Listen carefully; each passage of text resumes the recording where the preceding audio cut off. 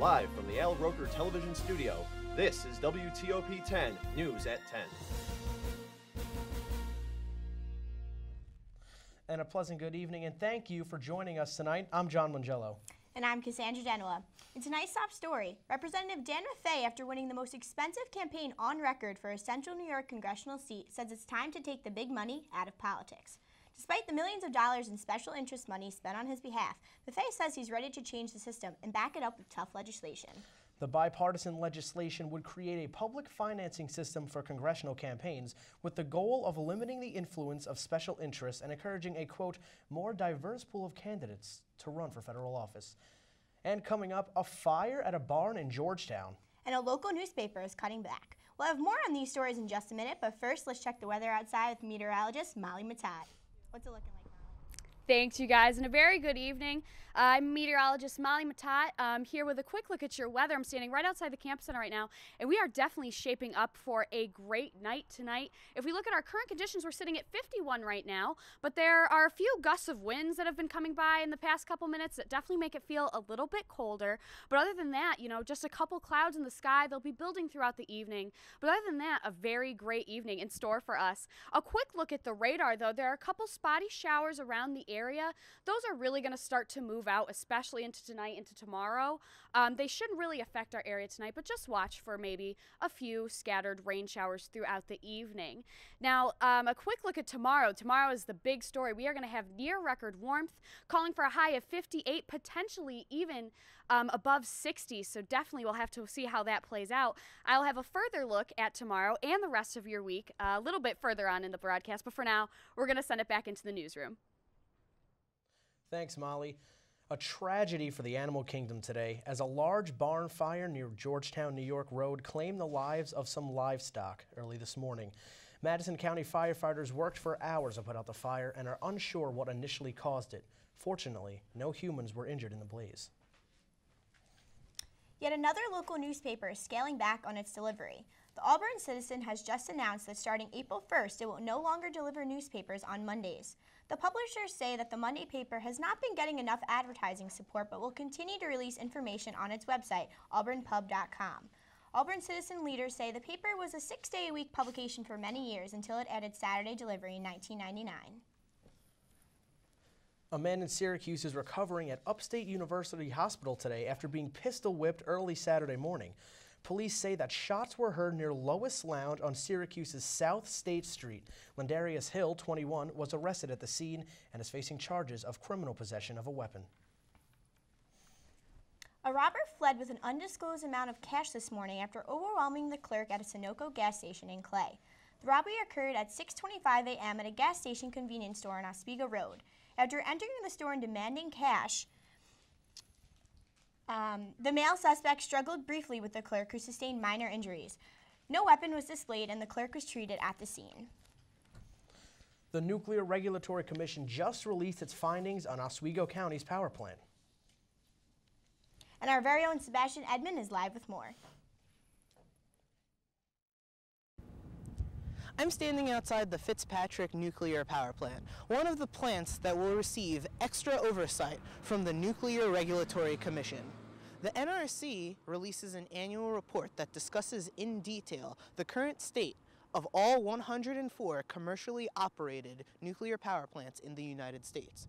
The plant behind me received one of the better results it can from the NRC. However, it's been determined that it's one of 18 passing plants that still have some unresolved issues. One of the problems with this plant in particular concerns Oswego County citizens. They say that the plant is not properly storing its used fuel. One of the ways that the NRC will be helping is through additional inspection and more attention to all those who need it. And hopefully they will be able, through some aid, to find prompt and safe means to make sure that all operations go smoothly. I'm Sebastian Edmond, WTOP 10 News. Now, Cassandra, I know that you have a car on campus. Yes, and it is actually like the worst thing about living on campus because I never can find a parking spot. Anytime I leave, I come back, never anything, and I always get stuck parking really far away from my house. So our very own Brian Tassi has more on how frustrating Oswego parking truly is. As you drive through the campus of SUNY Oswego, it's easy to see. Parking on campus, it's a problem. Students in this reporter have recognized some of the concerns on campus. These are just a few of the 8 commuter lots on campus, but some are shared with employees and even in remote locations.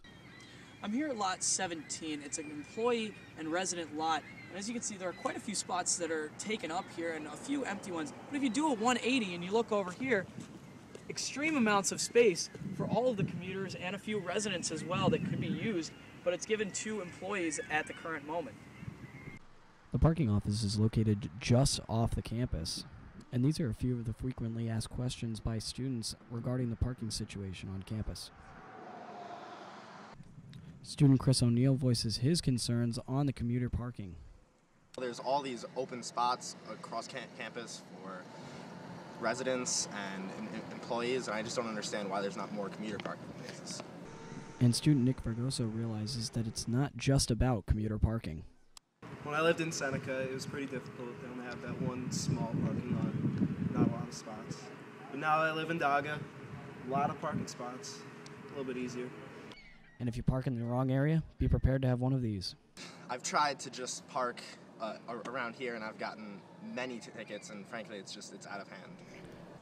And the village has problems of its own. There's only 175 parking spaces for 348 students that live in the village, forcing students to walk from the Oneida parking lot. Any student can tell you that there's a problem with parking on campus, but as of right now, there's no solution other than the bus system and sticking to the designated parking areas. For 10 News, I'm Brian Tossi.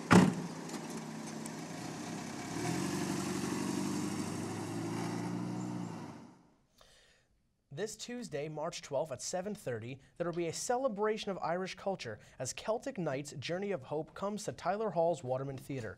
The performance is a combination of Irish singers and musicians as well as some really awesome Irish step dancing. Now, if you're interested in attending, you better act fast. So far, over 300 of the 500 available tickets have been sold out for this one-night-only experience. Tickets are available at every SUNY Oswego box office location as well as online. Prices are $7 for students, $25 for faculty, staff, and seniors, and $30 for the general public. If the sky is clear, SUNY Oswego's Astronomy Club will help viewers search out the bright comet Pan-STARRS. The event is free of charge with parking for those without a campus parking sticker for $1. For more information on the viewing, you can contact Roby at oswego.edu. Coming up after the break, a fire raged in Fulton yesterday. And we'll have a full look at your forecast with Molly Matat.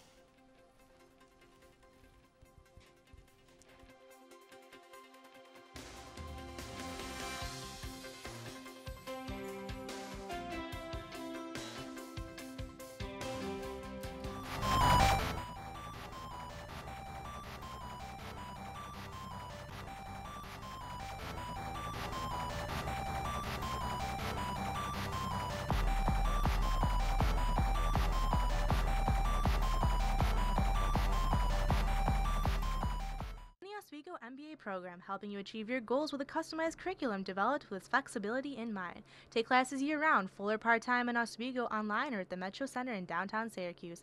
More information is available online or by calling 315-312-2911.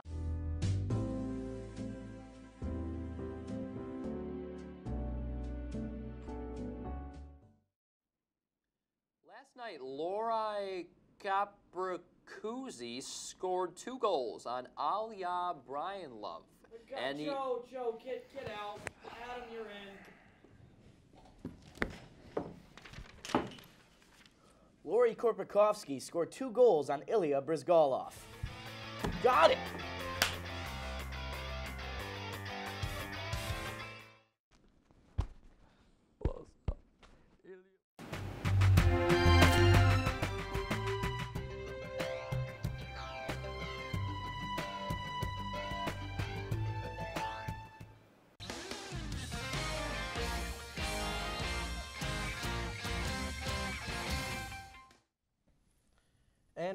And welcome back. Now, Molly, you mentioned earlier in your first weather report that it's going to be very warm tomorrow. Very, very warm. Almost record warmth for tomorrow. So like shorts weather, or are you still not saying all right, quite well, yet? It's not quite spring yet, so I would keep the shorts in the drawer, but hey, if you want to break them out, go for it. But before we take a look at that, I want to take a real quick look at the Skycam 10 shot that we got. It is a beautiful sunset at Oswego that we kind of haven't necessarily been missing, but definitely more time appropriate thanks to setting our clocks ahead 1 hour last night. So definitely look forward to more sunsets like these in the coming future. Right now, your current conditions, we're sitting at 51, which is a little bit warmer than our seasonal average, but we are definitely shaping up for a great night. A couple clouds in the sky for right now. At times, it says southeast winds out, winds out of the southeast at 5 miles an hour, but there are definitely a few gusts every once in a while, so be careful of that. It could feel a little chillier.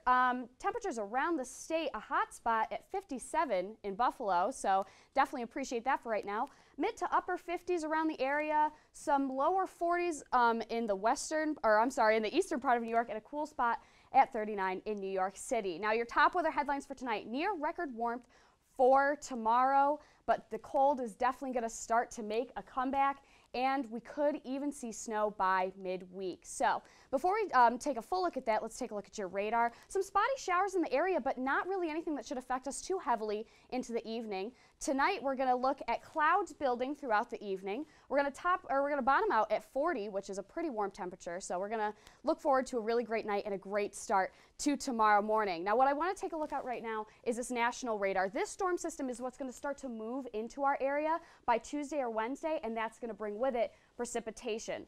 But until then, for tomorrow, this high pressure system that we have is really going to hold off this rain and snow, and we could see mild temperatures into the 50s and 60s. But it is starting to move off the coast, and all this moist air is going to start to move into our area, and unfortunately, that means precipitation. So for tomorrow at 8 a.m., clear skies pretty much. It's going to start to move into the area, but again, that high pressure is really going to start to hold it off. But by 8 p.m., it's going to start to slowly move into the area. So for tomorrow, mostly cloudy, near record warmth. I'm calling for a high of 58, but some of the models put it even at 60. So we'll have to watch how that plays out for tomorrow. Planning out your day, 44 at 8 a.m. if you're getting up for your morning commute or stepping out for those 8 a.m. classes. We're going to warm up to 52 by noon. We're going to hit that high of 58 at around 2 or 3, and we're actually going to stay there for a couple of hours, but by 5 o'clock, the winds are going to start to pick up, and we're going to start to slowly move back down into the lower 50s. Tomorrow night, some rain showers later, mainly after 1 a.m., so it shouldn't really affect any plans that you have for tomorrow night. Bottom out at 42 with winds out of the southeast at 15 to 20 miles an hour with a couple strong gusts. So again, be careful for that wind. Now midweek, what's going to happen is this cold air is going to move in as we see the moist air come in. So what that's going to do is we're going to see rain on Tuesday, but as this cold air sweeps in midway through the week because of this dipping jet stream, that rain is going to transition into snow, and we're going to see snow for probably about 24 to 48 hours. So definitely a huge difference from what we're looking at tomorrow. Tomorrow, definitely our pick day of the week. 58 degrees, maybe even 60. We'll have to check out what happens. But Friday, for your commute home for spring break, it should be pretty dry, not really a lot of precipitation. So for any of you driving home or maybe taking the bus home, you shouldn't really see too much of an inconvenience for your travels. Now that I'm really excited about. Absolutely. I was extremely worried that I was going to be going home with tons of snow on Friday. No, definitely. And the snow moves in so quick on Wednesday. And snow kind of has a habit of sticking around once we get it here, but it should clear out by Friday, and we should be pretty safe for our commute home. And it really is going to feel like spring break starting because the sun's going to be out. It's going to be fairly warm. The last thing I want to do is go for spring break and have to bundle up because it doesn't feel right. It's like a sick joke. It's a sick joke, yeah, definitely. But we should see some pretty nice skies. No shorts tomorrow? I'm going to ask you not to, please. Okay. Not yet. Save them. Okay. Save them. I can do that. I can wait a little bit longer. All right, good stuff. All right, thanks, Molly. Talk about a true test of college reporting. Jared Lamb encountered yesterday's fire in Fulton on his drive home to Oswego. Jared has more.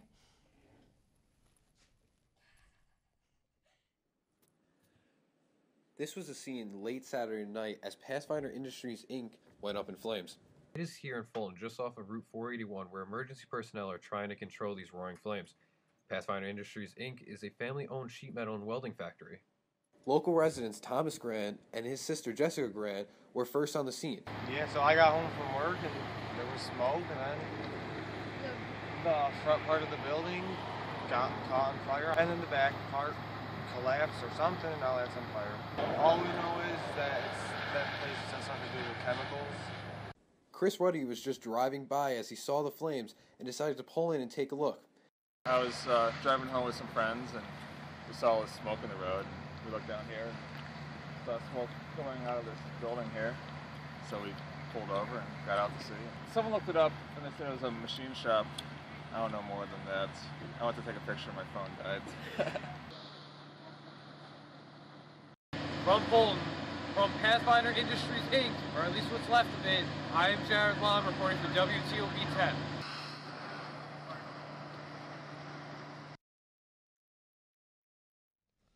Former New York City Councilwoman and Democratic frontrunner Christine Quinn makes it official. She's running for mayor. Surrounded by friends and supporters, Quinn made the announcement during a press conference earlier today. I am officially running to be the mayor of the great city of New York.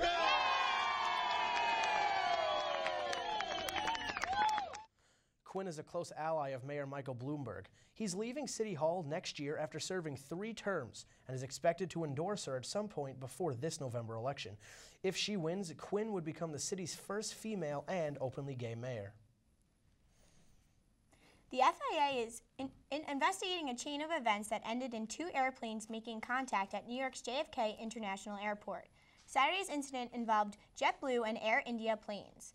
A JetBlue spokesman said one of the airline's planes was getting ready to departure when its tow bar got damaged. According to the spokesman, the plane was parked just short of the gate and an Air India aircraft bumped into it while taxiing. No injuries were reported from anyone on either plane. Coming up after the break, we'll take a look at the latest candidate to run for New York mayor. And later, Grumpy Cat, Sangria, and Congressman boxing? Sounds like a party to me. But first, here's a look at the late night menu.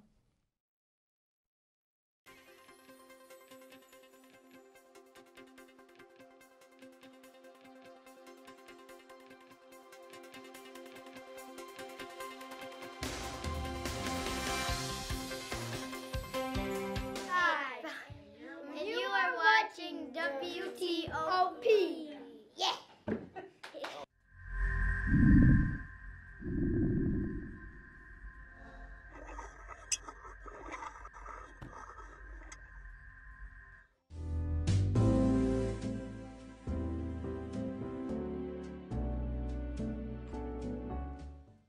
Oswego MBA program, helping you achieve your goals with a customized curriculum developed with flexibility in mind. Take classes year-round, full or part-time in Oswego, online or at the Metro Center in downtown Syracuse.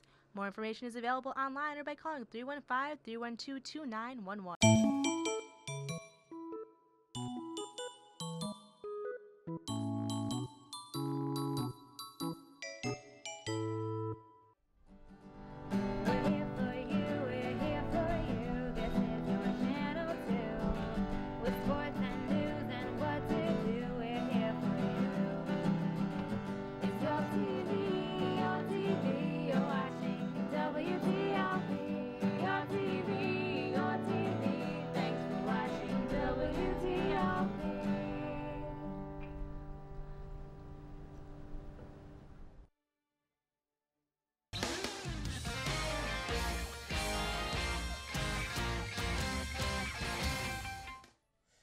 If you're getting bored with your current game selection, help is on the way. It's almost that time for the first big wave of blockbuster games this year. Here's Adam Shear with more on what you'll be playing before this month is over.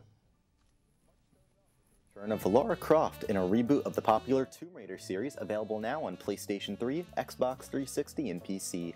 Tomb Raider tells Lara Croft's origin story for the first time ever, as players fight to help Lara survive using puzzle solving, stealth, and some fancy weapons such as a crossbow.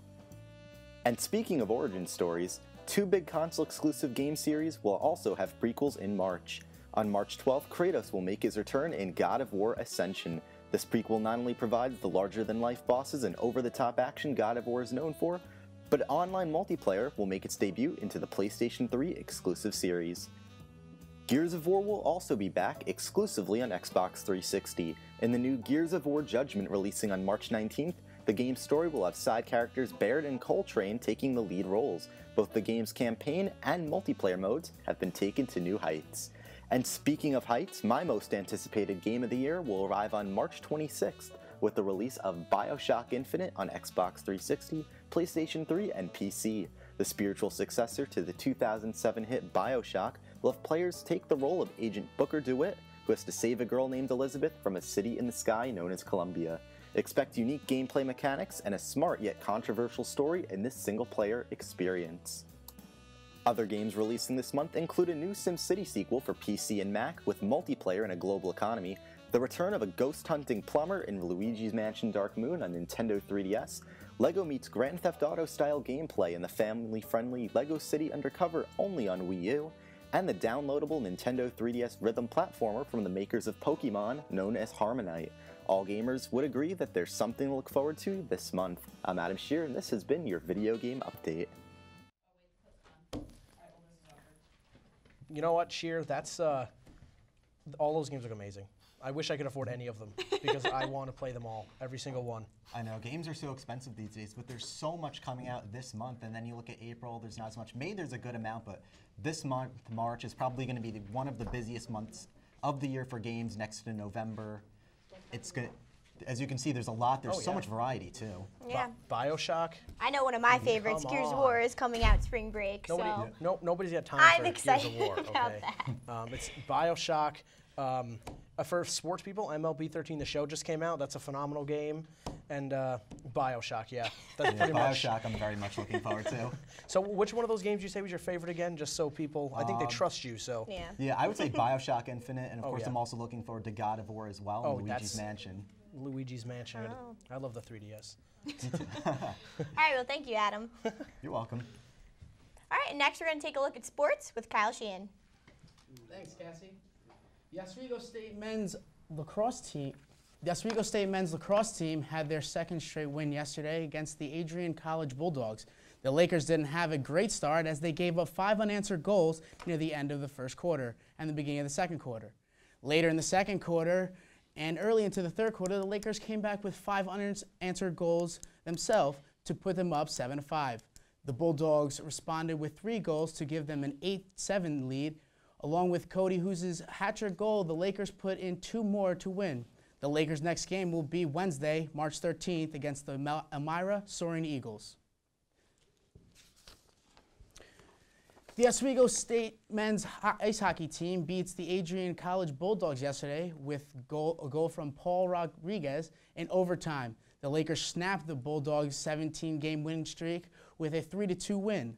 This will be the Lakers' 4th consecutive visit to the NCAA Frozen Four, where they will be matched up against Norwich. The game will take place in Lake Placid on March 15th at 4 p.m. This was a great weekend for the Oswego Lakers forward, Megan Stouffer, as she was named to the ECAC Division III Upstate Second Team by the Eastern College Athletic Conference. Stouffer averaged 12.2 points, 5.9 rebounds, and 2.5 steals this season. Along with that achievement, Stouffer was named Player of the Week on December 3rd. While checking off that goal, she was also named First Team All-SUNYAC, which hasn't occurred since Sarah Lombard in the 2004-2005 season. Syracuse visited Georgetown on Saturday, which was not their best performance. Let's take a look. With a little under a minute left in the first half, Devang Smith-Rivera made a 3-point jumper to put Georgetown up by 5. Early in the second, Michael Carter-Williams shows some spark for the Orange with a steal to put them back in the game, trailing by 7. After that, the game was all Georgetown as they go on to win 61-64. With the second loss this season to Georgetown, Syracuse are currently ranked 17th. On to the Buffalo Sabres. The Sabres fall to the Devils on Thursday night, 3-2. To snap the Devils' 6-game losing streak. The game started out looking good for the Sabres as Thomas Vanek struck first in the second period and Brian Flynn gave them a commanding lead of 2-0 early in the third. Later in the third, Henrique scores off a rebound for New Jersey. With little over a minute remaining in the game, Patrick Elias scores the tying goal for the Devils. The game came down to shootouts where Patrick Elias finished off the Sabres. The Sabres are currently playing the Philadelphia Flyers. That's it for sports. Now back over to the desk. All right, well, thanks, Kyle.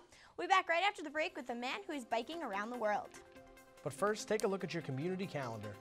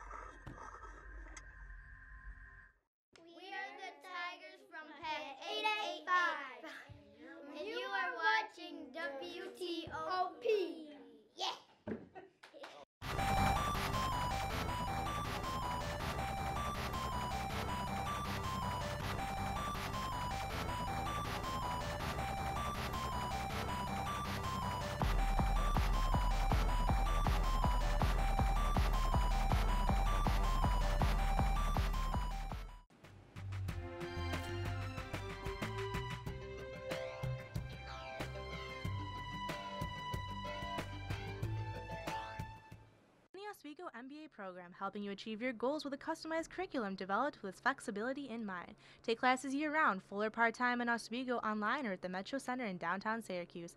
More information is available online or by calling 315-312-2911.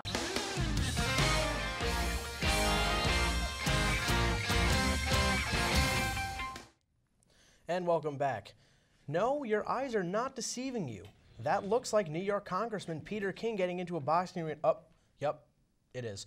King jumped into the ring Saturday night at a pub in Wantagh. He went 2 rounds in an exhibition match against former kickboxing champ Josh Foley. No winner was declared in the match. The 68-year-old King is an avid boxing fan, and he's been training for this event for the past 9 years. The internet sensation known as Grumpy Cat made an appearance at the South by Southwest Music Festival in Austin, Texas. You've probably seen pictures of Grumpy Cat on social media sites. The cat's name is actually Tartar Sauce, and believe it or not, the cat is sponsored. The cat food company Friskies brought him to the festival in Texas. As you can see, plenty of people are eager to get pictures taken with Grumpy Cat, pictures which will undoubtedly show up online shortly after they're taken. Photo opportunities like this are enough to make any cat, especially this one, a little bit grumpy. Now, could this be the world's largest sangria? Well, if you were at Miami's Little Havana Block Party today, you might have to say so.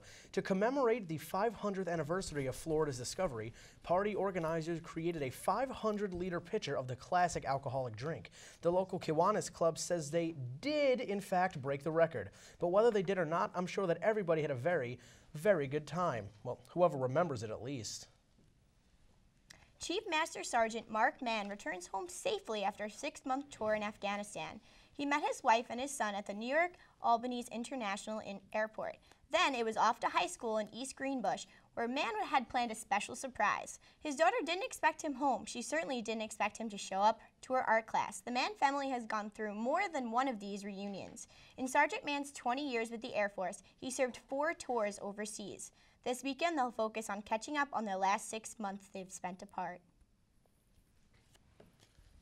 And before we say goodnight, here's one final look at the forecast with meteorologist Molly Matat. Thank you very much. And before we look at the forecast, I want to take a quick look at our photo of the day. It's a beautiful shot of that sunset once again. Definitely get used to seeing those more often as we jump right back into daylight savings time. If you have any great pictures, please feel free to tweet us at WTOP10. Always connect with us on Facebook at facebook.com/WTOP10TV. And if you have any of those great pictures, send them on over to meteorology@WTOP10.com. And tomorrow for our ClassCast, we are looking at our high of 56 at 150, and it should stay that way for a couple of hours. So definitely a few hours of some really just nice warm weather. I am extremely excited for this. I'm giddy as a schoolgirl. Absolutely. It's exciting stuff. Might bring out the shorts. Maybe. All right. I'm just going to let it happen. It's fine. I think the greatest thing is I don't have to wear a jacket tomorrow. Yes, the fact that I can just go out, have a sweatshirt and jeans on, and be comfortable is the greatest thing. Exactly. Hoodie weather. Cherish it while it's here, definitely. So would a V-neck and jeans be okay? I'm okay with a V-neck. A deep V is definitely okay. Deeper the better, right? Exactly. And that will do it for us here. For the entire 10 News team, I'm John